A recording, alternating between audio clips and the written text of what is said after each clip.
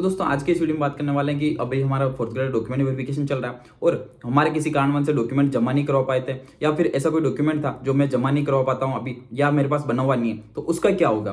तो उसके लिए प्रोविजनल में तो नहीं डाल दिया जाएगा या कहीं मुझे अपात्र तो नहीं कर दिया जाएगा। तो ऐसी प्रोसेस जो होती है डायरेक्ट नहीं होती, उसके लिए भी एक ये लोग लंबा प्रोसीजर फॉलो करते हैं। तो प्रोसीजर में क्या रहने वाला है उसके बारे में बात कर लेते हैं। तो सबसे पहले आपको अपने डॉक्यूमेंट वेरिफिकेशन के लिए जाना है। जैसे आप वहाँ पे डॉक्यूमेंट वेरिफिकेशन जाओगे, अपने सारे डॉक्यूमेंट दिखाओगे, अगर आपके डॉक्यूमेंट सारे सही होते हैं तो आपको कुछ बोलते ही नहीं है, फोटो लेते हैं, साइन करवाते हैं और आपको भेज देते हैं कि लो आपका हो गया डॉक्यूमेंट वेरिफिकेशन। लेकिन अगर आपके कोई डॉक्यूमेंट की कमी होती है तो उसी टाइम आपको बोल देते हैं कि आपके पास मूल निवास पुराना है, जाति निवास पुराना है, या विशेष मूल निवास नहीं है, या फिर ये एफिडेविट नहीं है, या कोई मिस्टेक है, तो इसका आप जाइए बनवा के लाइए और जमा करवाइए, या फिर आप इसका एफिडेविट बनवा के लाइए। तो अगर ये उसी दिन काम हो जाता है तो आपको क्या होता है कि वो पात्र की सूची में डाल देते हैं। लेकिन उनको भी लगता है कि अब ये काम आज नहीं हो पाएगा, आप ये डॉक्यूमेंट आज बनवा के नहीं ला पाओगे, तो अब क्या होगा। तो अब क्या होता है कि एक व्हाइट कागज के ऊपर वो लिख के दे देते हैं रीजन कि आपको इस रीजन की वजह से प्रोविजनल में डाला गया है, तो आप ये 3 दिन के भीतर भीतर अपना डॉक्यूमेंट बनाओ और लाके संग्रहण कक्ष में जमा कराओ। संग्रहण कक्ष जो होता है डॉक्यूमेंट वेरिफिकेशन के जस्ट पास में ही बना हुआ उदयपुर में, तो बाकी दूसरे मंडल का मुझे नहीं पता है कि संग्रहण कक्ष का है, लेकिन उदयपुर में है जो यहाँ पे डॉक्यूमेंट वेरिफिकेशन है। उसके लेफ्ट साइड में एक संग्रहण कक्ष बना हुआ है जहां पर क्या होता है कुछ टीचर्स बैठे होते हैं जो आपके डॉक्यूमेंट को सबमिट कर रहे हैं। अगर आप 3 दिन के अंदर वो डॉक्यूमेंट बना के ले आते हो और वहां जमा करवाते हो तो आपको क्या होता है कि वो पात्र की सूची में डाल देंगे और प्रोविजनल से हटा देंगे। और कुछ ऐसे डॉक्यूमेंट होते हैं जिनको बनने में 3 दिन से ज्यादा का समय लग जाता है, तो ऐसे डॉक्यूमेंट की वजह से आपको प्रोविजनल किया जाएगा।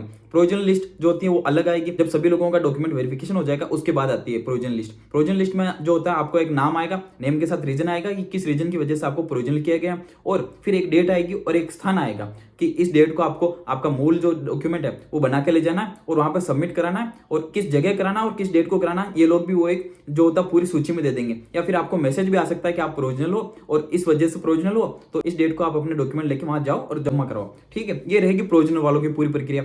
उसके अलावा और भी आपको कोई क्वेश्चन हो नीचे कमेंट कर देना। फाइनल रिजल्ट जो है कुछ लोग कमेंट करेंगे फाइनल रिजल्ट कब तक आएगा, तो फाइनल रिजल्ट जो है अगर पीएच कैंडिडेट के साथ आएगा तो उसमें 6 महीने का समय लगेगा, क्योंकि पीएच कैंडिडेट है वो ज्यादा है, उनका जो है अभी जो सर्टिफिकेट होता है उसका वेरिफिकेशन चल रहा है, तो उसमें जो होता है बहुत ज्यादा टाइम लग रहा है, क्योंकि अलग अलग मंडल पर अलग अलग चल रहा है। जो पीएच कैंडिडेट की संख्या ज्यादा है और कुछ मंडल पर अभी तक चला भी नहीं है, तो कुछ मंडल पर 23 तारीख से चल रहा है। इस वजह से अगर दोनों का रिजल्ट जो है कंबाइन होकर आ रहा है, यानी कि पीएच का और नॉर्मल कैंडिडेट का रिजल्ट जो है कंबाइन होकर साथ में आता है एक साथ में, तो इसमें बहुत सारा टाइम लग जाएगा, 6 महीने लग जाएंगे। लेकिन जैसा कि आलोक राज जी बता रहे हैं पीएच कैटेगरी वाले हैं और जो स्पोर्ट्समैन है, इन 2 कैटेगरी में काफ़ी टाइम लगता है। तो हमने प्रयास किया था, हमने विभाग को बताया था कि आप जितना हो सके पहले इनको प्रायोरिटी दें, ताकि ये लोग शुरुआत से इनकी जब जांच शुरू हो जाएगी तो टाइम कम लगेगा।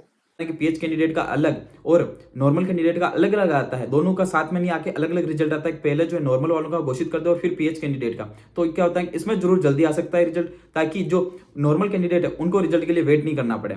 और बाकी अगर उससे पहले थर्ड ग्रेड का रिजल्ट आ जाता है या किसी और का भी रिजल्ट आता है तो भी क्या होता है कि मेरिट जो है फिर आपकी जो मेरिट है वो कम जाएगी। कोई और रिजल्ट नहीं आता है तो फिर क्या होता है कि वो बंदे जो होते हैं जो बच्चे हुए होते हैं वो भी इधर अपने डॉक्यूमेंट करवा तो लिए ही है और ज्वाइनिंग भी ले लेते हैं। अगर वो लोग ज्वाइनिंग ले लेते हैं तो फिर क्या होता है कि वो सीट जो है वो चली जाती है। और भी अगर आपको कोई क्वेश्चन हो नीचे कमेंट कर देना।